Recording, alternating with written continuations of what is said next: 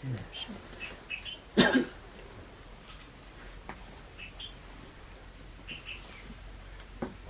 Race चल रही है,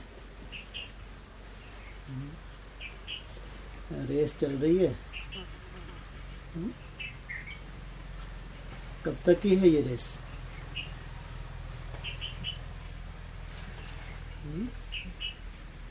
ये रेस जो कर रहे हैं उनको ये ध्यान है कि रेस कब तक की है फिलहाल।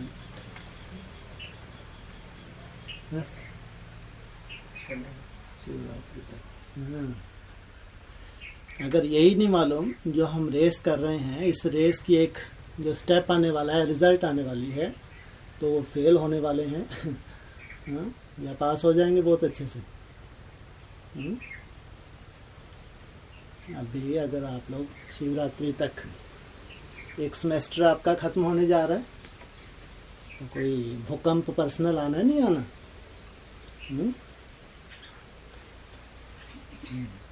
तो सेमेस्टर सिस्टम यहाँ भी है, जैसे वहाँ कॉलेजेस में डिग्री होती हैं 3 साल की, 4 साल की, तो 6 मास का सेमेस्टर होता है। तो हर सेमेस्टर के एग्ज़ाम होता है, तो वो फाइनल में ऐड हो जाता है।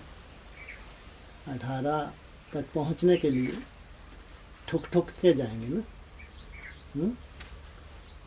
सब ठुक ठुक के जाएंगे, रोते रोते जाएंगे। क्या लगता है? ठुक ठुक के जाएंगे, हंसते हंसते भी जाएंगे। जो हमको सब्जेक्ट दी है, कौन सी सब्जेक्ट? हाँ, ये याद की यात्रा, ये है हमारी सब्जेक्ट कि हमको ठुकना नहीं है, हमको हंसते हंसते जाना है। और परिस्थिति भी परिस्थिति महसूस ना हो। कोई भी परिस्थिति हो सकती है, कोई कर्म भोग, मनसा के कर्म भोग भी हैं, स्थूल शरीर के कर्म भोग भी हैं, लौकिक परिवार की परिस्थिति हैं, अलौकिक परिवार की भी परिस्थिति हैं, ब्राह्मण परिवार की। माया कहीं छोड़ेगी? कहीं पे भी हो, माया की ठुकाई के बाद ही सर्टिफिकेट मिलेगा, या कोई ऐसा होगा जिसकी ठुकाई तो हुई नहीं और सर्टिफिकेट ले जाए? ऐसा है? इसलिए हमारी जो रेस है फिलहाल हम शिवरात्रि तक, ये बार बार ध्यान में आना चाहिए कि फिलहाल हम शिवरात्रि तक रेस कर रहे हैं। तो ज़रूर शिवरात्रि तक जो भी सीन है, कुछ ना कुछ परिस्थिति भी पर्सनल पेपर के रूप में भी आनी चाहिए। परिस्थितियों तो ऐसे रोज ही हमारी युद्ध है। अभी हम युद्ध के मैदान में हैं या कहीं गुफा में बैठे हैं? फील्ड पे हैं, युद्ध के मैदान में। रोज ही तुम्हारी बॉक्सिंग, उधर माया अपोजिशन करती, इधर तुम समर्थ बनने की कोशिश कर रहे हो। ऐसे तो ये रोज ही युद्ध है, फिर भी रिजल्ट भी तो आनी चाहिए। आज सुबह की मुरली में तो बहुत अल्टीमेटम थे। सुबह की जो मुरली थी उसमें सुनाई दी, किसी ने ध्यान दिया? क्या इशारे थे? अल्टीमेटम बहुत ज्यादा थे। क्या बोला खास? एक आध कोई खास पॉइंट? ये तो आता है। तो और कुछ अल्टीमेटम जैसा कुछ नहीं था? हाँ? बाबा ने ऐसे बोला था, 1 सेकंड में माया तुम्हारी आधी मेहनत हप कर दी। ऐसा थपाड़ा मारने वाली है। खड़ा होकर सुनो क्लास।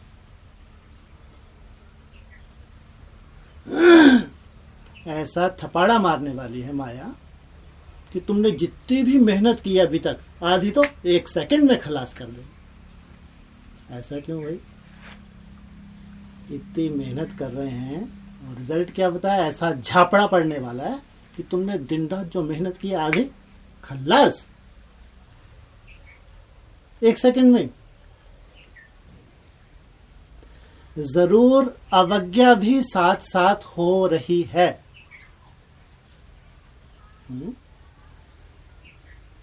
क्या कहा? बाप आया है देवी देवता बनाने के लिए। याद की यात्रा हमारे पास एक कवच है कि दिव्य गुण धारण करने के लिए हमको एक कवच दे दिया। याद की यात्रा से जो तुम्हारे अवगुण हैं वो दूर हो जाएंगे, और दिव्य गुण, जब अवगुण दूर हो गए तो दिव्य गुण स्वतः ही प्रवेश होंगे। ये तो कायदा है।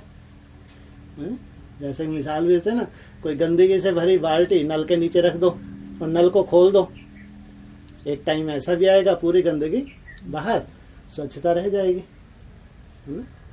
ये भी है। लेकिन फिर भी अटेंशन, कोई ना कोई जो हमारे में आसुरी अवगुण अभी भी है, उसके ऊपर बाबा इशारा दे रहे हैं और लगता भी है बाबा मेरे लिए बोल रहे हैं, ये फिर भी लगता है शायद ये और भी तो अभी मैं सब कहाँ बने हैं, तो सबके ऊपर ही लागू हो रहा है। माना ये है अपने को जैसे कि छुड़ाना, जैसे को भगवान की आंखों में भी धूल झोंकना। बाबा मुरली में अगर इशारा दे रहा है तो अगर उस इशारे को कैच नहीं कर रहे, वो समझ में भी आ रहा है कि हमारे में अवगुण है, लेकिन उसको ध्यान नहीं दे रहे, तो जैसे कि भगवान की बात इधर सुन के इधर से अंजाम क्या होगा, रिजल्ट क्या सामने आने वाली है। ये ठीक है, याद की यात्रा मेहनत अपनी जगह। ज्यादा मेहनत असुर करते थे या देवता करते थे? हठ योगी किनको बताया? असुरों को बहुत हठ योगी दिया। और यहाँ तो सब मेहनत कर रहे हैं, असुर हैं क्या? ज्यादा हठ देवताओं ने किया, असुरों ने किया? असुरों ने किया। उनके लिए याद सहज नहीं थी, बहुत कठिन थी, क्योंकि अंदर ही अंदर श्रीमत का उल्लंघन था। इसलिए देवताओं के साथ बैठ के खूब करते थे, लेकिन अंदर से खोखले थे, बाहर नहीं है, सब यही है। अगर अंदर ही अंदर जिस कचरे को बाप निकालना चाहता है उसको लेके भी बैठे हैं, मालूम भी है ये कचरा है, तो जैसे कि हठ कर रहे हैं, संतुष्ट भी नहीं है, और देख रहे हैं दूसरे बहुत अच्छी स्टेज पे जा रहे हैं, बहुत अच्छी, और बहुत कम समय में बहुत अच्छे निकल रहे हैं, आगे आगे जा रहे हैं। अभी रिजल्ट में सबको अच्छा जंप मिला हुआ है, नहीं क्या महसूस करते हैं? बाप की विशेष कृपा महसूस करते हैं, नहीं? तो विशेष कृपा हो रही है बाप की, लेकिन कोई महसूस करे कि मेरे ऊपर तो कृपा ही नहीं हो रही, तो अपनी चेकिंग की जरूरत है, केवल चेकिंग। मेरे को अभी तक बहुत अच्छा, वो कभी नहीं भूलता, 93 के आसपास बेसिक में ज्ञान सरोवर का उद्घाटन था, तो वेदंती बहन क्लास कराने के लिए आई थी। तब तो हमको नहीं मालूम था ये ऐसे लक्ष्मी का पार्ट है, कुछ मालूम नहीं था बेसिक में, लेकिन वो छवि आज तक नहीं भूली, ना वो वर्ड आज तक भूले। एकदम इतनी मस्ती में थी, इतनी मस्त में क्लास कराई थी उसने। उसकी एक जो वर्डिंग थी क्लास के पहले, जो पूरा सार था, तो उसने क्लास जो टॉपिक दिया था अपना स्वयं का उसने अनुभव सुनाया था वेदंती बहन ने, और बताया था तुम लोग भी ऐसा करो। तो एक स्लोगन दिया था, चेक चेंज एंड फ्लाई। और मैं भी यही करती हूँ, मैं अपनी चेकिंग करती हूँ, फिर वो चेंज कर लेती हूँ और उड़ जाती हूँ। ये अभी तक कभी नहीं भूल पाएगा ये, हमको भी इसकी जरूरत है। चेक, बाबा हमारे लिए क्या इशारा दे रहा है, मेरे लिए, ये नहीं सबके लिए लागू हो रहा है। अभी कौन ऐसा बना है, ये बहुत बड़ी मूर्खता। बाबा कुछ इशारा दे रहा है तो पूरे संगठन के ऊपर लागू तो कर देना, अभी कौन बना है, ये बहुत बड़ी महान मूर्खता है।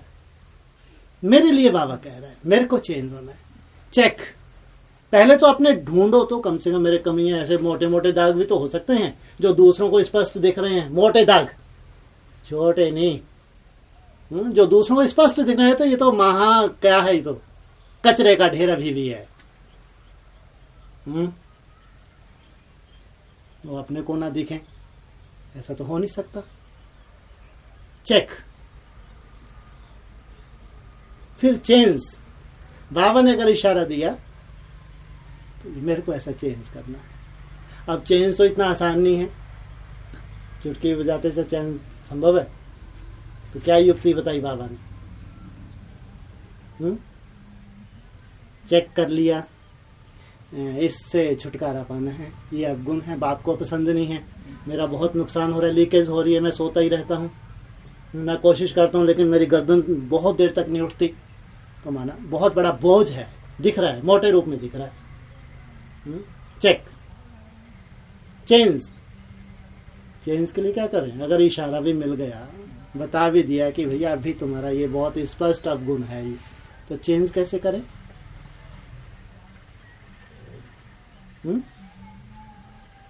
अरे कोई विधि बताओ, सहज विधि बताओ।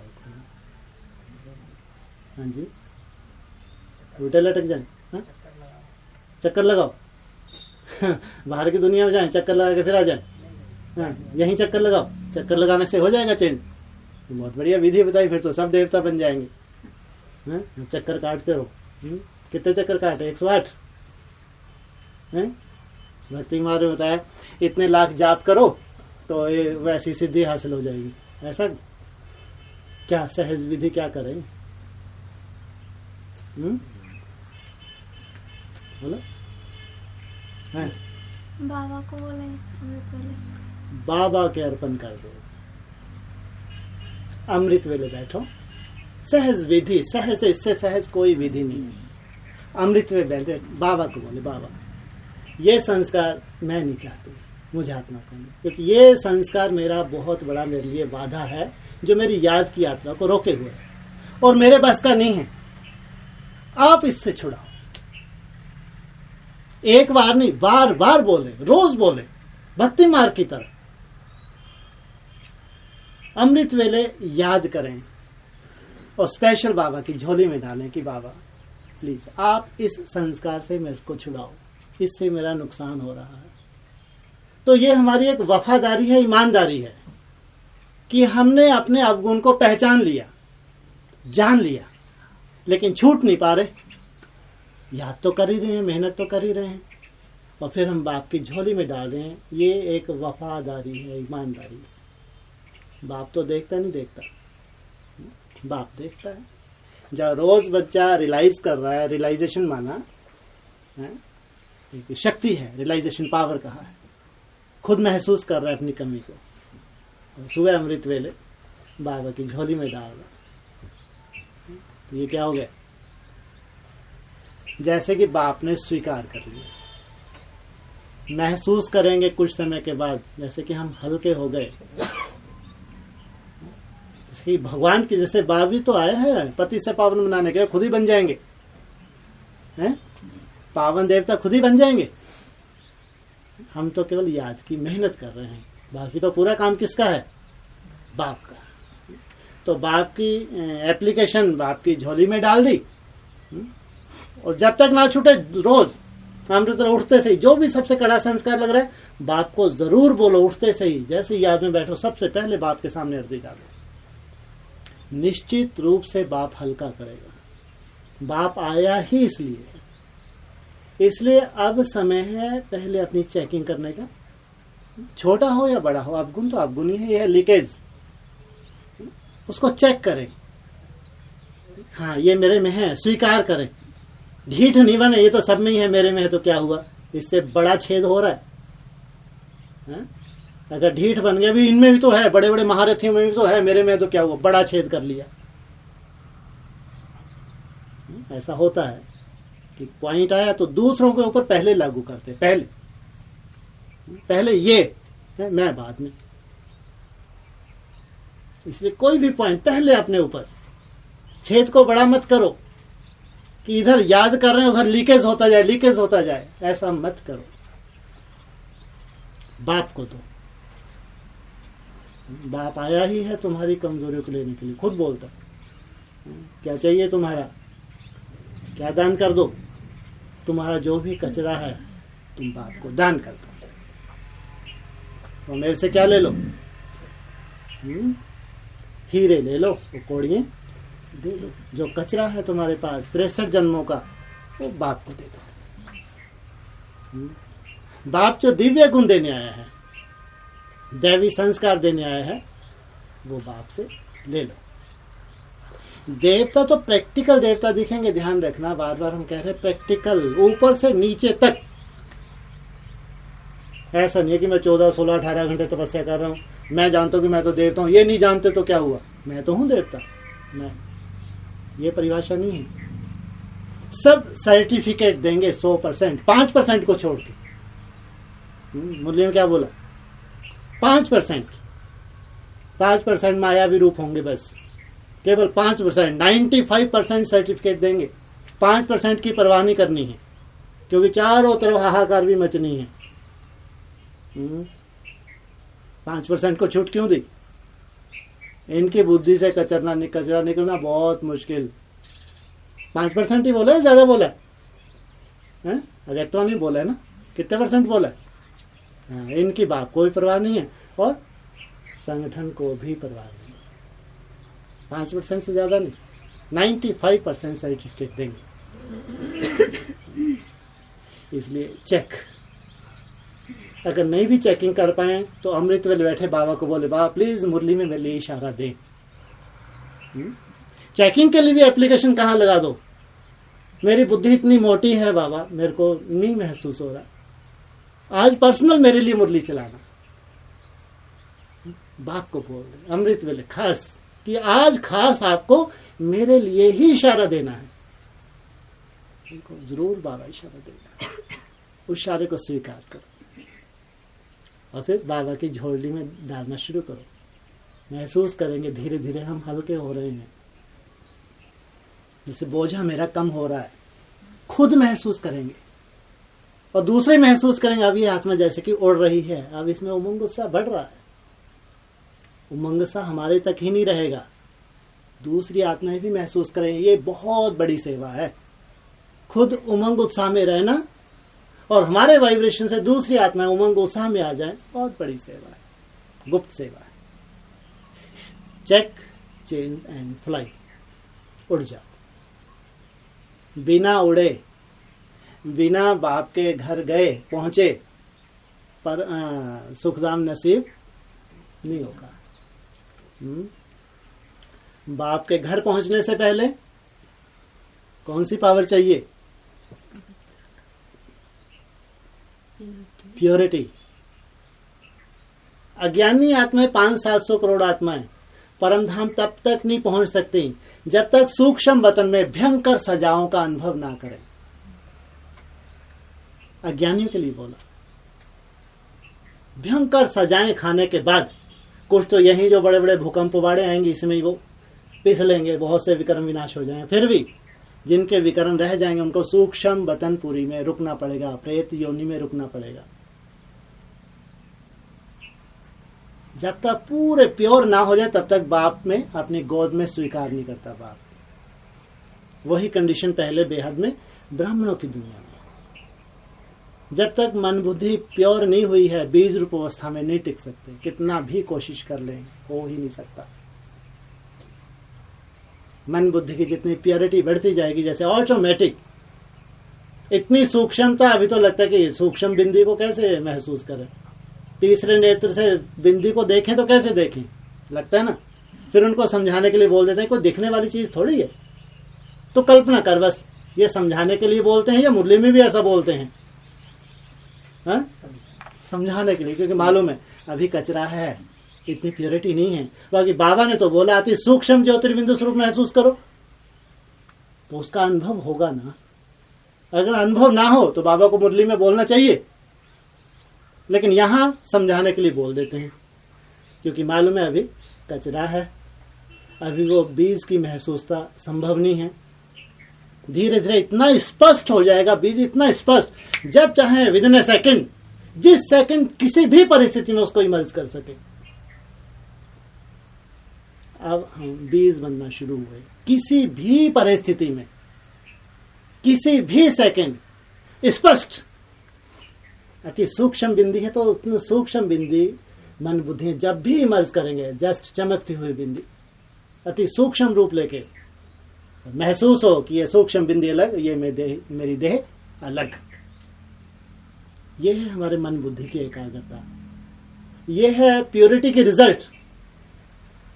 जितनी जितनी प्योरिटी बढ़ेगी उसकी रिजल्ट है कि वहां अब एकाग्रता आने लगी, अब ये बिंदी महसूस होने लगी। जैसे ये स्वरूप महसूस हो रहा है, ऐसे बिंदी में टिकना भी वैसे का वैसा। तो पूरा भान कहाँ चले जाएगा? जैसे 5 तत्व भान अभी इसमें है, ये पूरा चेतना इसके कहाँ चली जाएगी? उस पॉइंट ऑफ लाइट, उस बिंदी में। जैसे कि मैं ये लहरा रही हूं, ये है बीज रूप अवस्था, ये है ओरिजिनल यात्रा। अब शुरू हुई यात्रा, रूहानी यात्रा। वहां से वो रूहानी यात्रा में चलते चलते सत्युग के आदि तक, या कहेंगे परम धाम तक हम आत्मा पहुंचती है। इसलिए बाबा भी कहता है 9 तरह की भक्ति है तो 9 तरह की याद भी है। भक्ति का फल ही ज्ञान है। माना अगर वो अनुभूति नहीं है, इसका मतलब ये नहीं कि ये वेस्ट है, जो हम मेहनत कर रहे हैं वेस्ट नहीं है। ये मेहनत का ही फल है जो आगे चल के हम बीज रूप अवस्था में टिकने वाले हैं, इसका फल है। इसलिए कभी कभी रिजल्ट भी मुरली में दी थी 3-4 दिन पहले। ज्यादा से ज्यादा कितना समय याद में रहते हैं? अभी 2-2.5 घंटा। और हम मेहनत करते हैं 10, 12, 14, 16 घंटे, आपने रिजल्ट दी। इसका मतलब वो है प्योर। जो आपने 10, 12, 14 घंटे मेहनत की, वो है आपकी तपस्या, वेस्ट नहीं है। वो ध्यान रखना, वो 10, 12, 14 घंटे वेस्ट नहीं है। हाँ, उसमें जो आपने माया का सामना किया, जो आपने मेहनत की, उसकी रिजल्ट बाबा ने बताई, जिससे आपके विक्रम विनाश हो रहे हैं, जो आपको हल्कापन आने वाला है या हल्कापन महसूस कर रहे हैं। बाकी 10, 12, 14 घंटे जो मेहनत है वो है तपस्या। तपस्या का फल सदा ही श्रेष्ठ होता है। भक्ति मार्ग में हठ योगियों ने तपस्या ही तो की, ज्ञान था उनके पास, तो भी उनको सिद्धियां मिली नहीं मिली? सिद्धि मिली केवल हठ से। और हमारे को हठ तो मुरलियों से मिला हुआ है कि बच्चे चार्ट बनाओ, शाम को बैठ के कितने घंटे तुमने बैलेंस अपना चेक करो, अपना पोता मिल निकालो, रेस करो कम से कम 8 घंटे। तो हमको ये सब मुरलियों में डायरेक्शंस हैं। इसलिए है हमारी तपस्या। ये हमारी तपस्या धीरे धीरे हमको उस अनुभूति में ले जाएगी, जिस बीज की अनुभूति हम चाहते हैं, जिसमें हम घंटों टिकना चाहते हैं। घंटों बीज में टिके, जैसे टिके ही टिके, जैसे बाप की गोद में समाये हुए। फल मेहनत का ही होगा। यही जो हमारी मेहनत है, इसी का फल हमको मिलना है। जरा प्योरिटी के बिना याद संभव नहीं है? क्योंकि अब हम जिस दुनिया में जा रहे हैं, ट्रांसफर हो रहे हैं, अब वो दुनिया हमारी हथेली पे है। हथेली पे हमारी वो नई दुनिया है। इसलिए हमारे टारगेट अलग है।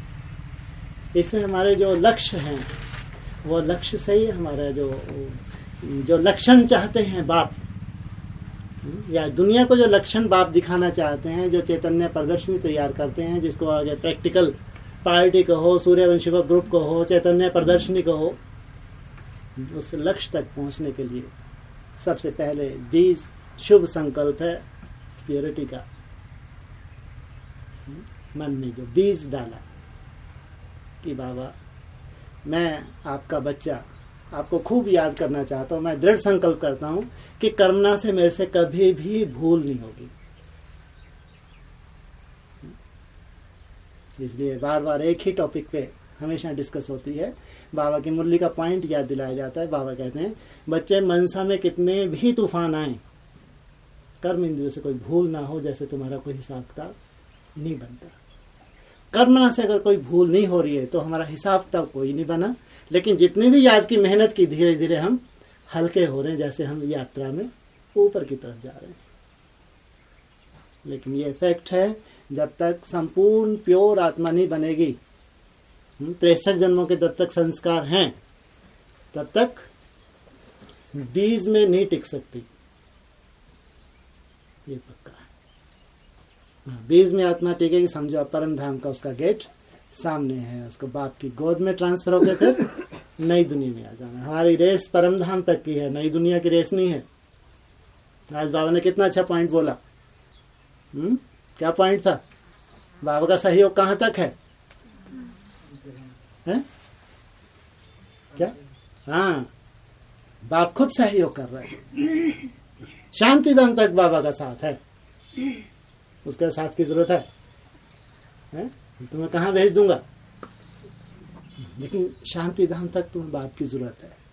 बाप का सहयोग चाहिए, बिना बाप के सहयोग से तुम उस स्टेज में नहीं जा सकते। इसे जितनी तुम मेहनत करते हो उतना बाप का सहयोग, एक कदम तुम्हारा 1000 कदम बाप सहयोगी। इसलिए बाबा ने बहुत अच्छा पॉइंट बोला, वहां तक मेरा साथ है, चिंता मत करो, मैं लेके जाऊंगा। लेने के लिए तो आया हूँ, आया किस लिए हूँ? अकेला लौट जाऊंगा?